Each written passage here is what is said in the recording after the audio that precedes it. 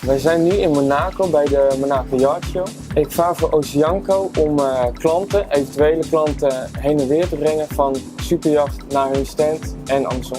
Ik begin om 7:30 ochtends en dan gaan we naar de beurs toe, leggen we de boot helemaal klaar, maken hem schoon, vullen we de koelkastjes. En dan om 10 uur begint de beurs en dan gaan we gelijk varen.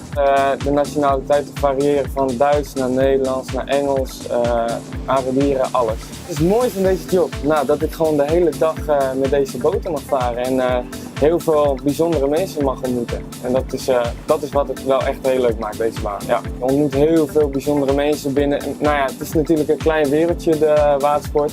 En ja, om deze mensen allemaal te mogen leren kennen, dat is heel gaaf.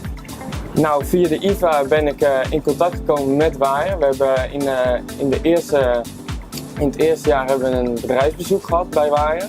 En via dat bedrijfsbezoek ben ik in contact gekomen met iedereen binnen Waaier.